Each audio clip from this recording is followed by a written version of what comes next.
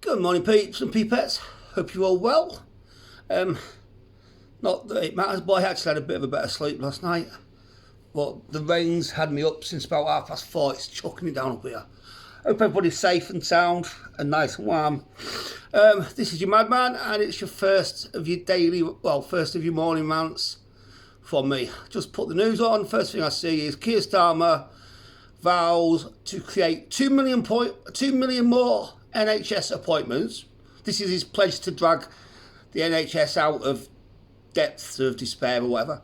He's going to create 2 million more NHS appointments and also take the health service out of the hospitals and into the social setting. Twat. Having worked in the NHS many moons ago, before it was in the state it is in now, it was still in a bad state of disrepair then. Early 2000s as a healthcare assistant up north in Cumbria. It's not making more appointments that's going to help. It's improving the quality of the hospitals. It's improving the staffing levels, which, away from stupid doctors demanding 20% pay rises or this, that and the other, it's feeding what you would call the bottom of the pyramid. Now, I use that term loosely, but the basis is if you've got a pyramid and you flick the top off, that pyramid still stands. But if you start flicking out the bottom and taking these bottom bits out, that pyramid's going to come tumbling down. And in the NHS, as in most businesses, I presume, well, obviously, your pyramid, shitty pyramid, because I can't do a 3D one, but your pyramid has got your directors and your chief executives at the top earning millions and millions of pounds, and at the alleged bottom of the rung, you've got in the NHS, in most businesses, for instance, at the very bottom of the rung, and I use, like I say, I'm not being disrespectful, but you've got like your domestics, your cleaners, your laundry people, whatever. Then the next level up, you've got like your cooks and your chefs and stuff, and then when you get to the hospital, you've got your healthcare assistants. Now, they're the ones that do all the running around for the nurses do all the running around for the doctors, and the doctors do all the running around for the consultants. But when you start taking out those cleaners, like, you know, if you want to save a couple £100 a month or a couple £100 a week, you'll take a cleaner off domestic. All right? So instead of having 5, you've got 4. Yeah, they'll just do an extra 25% work each for the same amount of money anyway. And as you start flicking them bottoms off, and this is what the health service has done. And by taking them away, that NHS system has collapsed over many, many years. I'm not just talking 15 years of Tory or even the previous however many years of Labour. I'm talking over 30 odd years, 40 odd years. The NHS has slowly been eroded away by this policy of, we can make do with one less nurse, we can make do with one less healthcare assistant. But we need a DIE or DEI operative at the top to work out how we employ more diverse people, whatever. So making 2 million more appointments is great. I'll instruct the health service to give you 2 million more appointments. But there's not the staff, there's not the infrastructure, and with the influx of both legal and illegal migrants into the country, there's more patients than ever before. So that isn't going to work. You've got to put nurses in, but you've also got to put domestics in, you've got to put cleaners in, you've got to put the cooks in, you've got to put the warders, the ones that take people around, that clear the stuff out and everything. You've got to put them in before you start putting appointments in.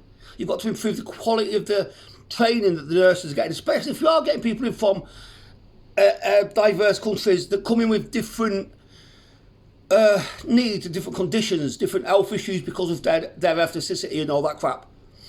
So you've got to have more training, and that doesn't mean employing nurses from them countries because they don't understand British protocol.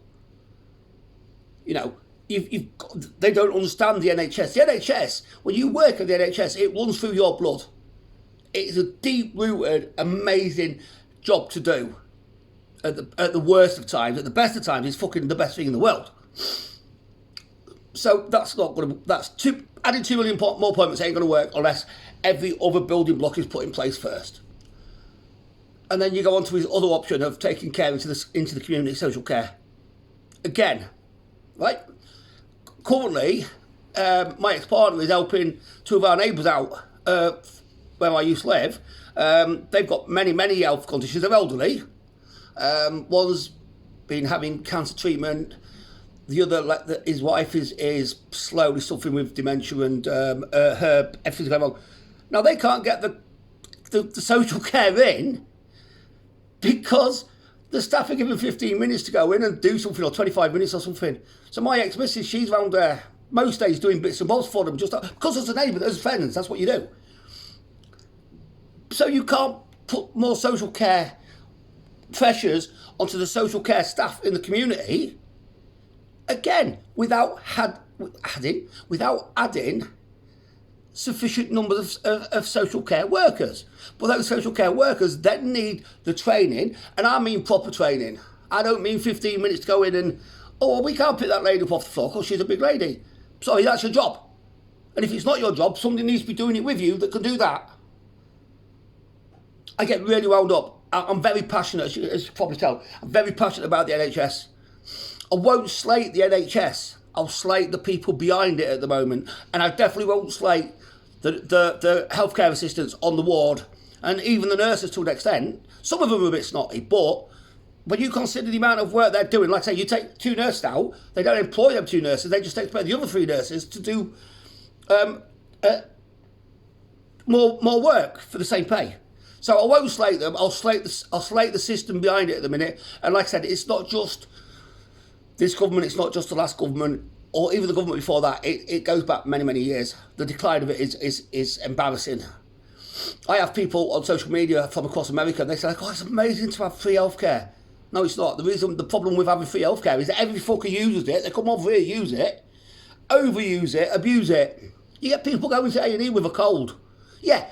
Some of the colds are serious, some of it's really bad, but going with like sniffles and snuffles. Anyway, like I say, I could rant about that for a long time. That's in my blood. That's being a care assistant is in my blood. But yeah, so the health service ain't going to work with just by adding another 2 million appointments, and the social care system isn't going to work unless it's suitably qualified and suitably qualified trainers to train the next lot of social care workers coming. And then they need backup and support so they can have a decent lunch break.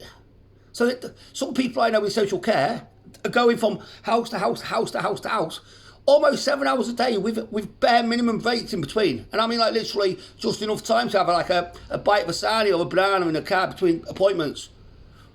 So the system's fucked. So Keir Starmer can talk all his shit.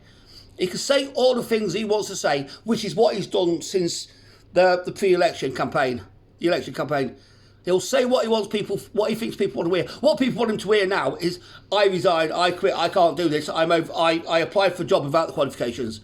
That is the only thing we want Keir Starmer to say. That's the only thing I think the majority of people in this country want to hear come out of his boring, monotonous, robotic, AI-infused mouth is, I quit. Anything else is just lip service to the public and in essence a total load of bollocks. Anyway, look after yourselves, look after your friends, your neighbours, your elders, your relatives, because like I say, Keir Starmer's not going to. Your friends, your family around your table, the family that you've got long distance, anybody that needs it. Look after yourselves, take care, stay loud, stay proud, peace.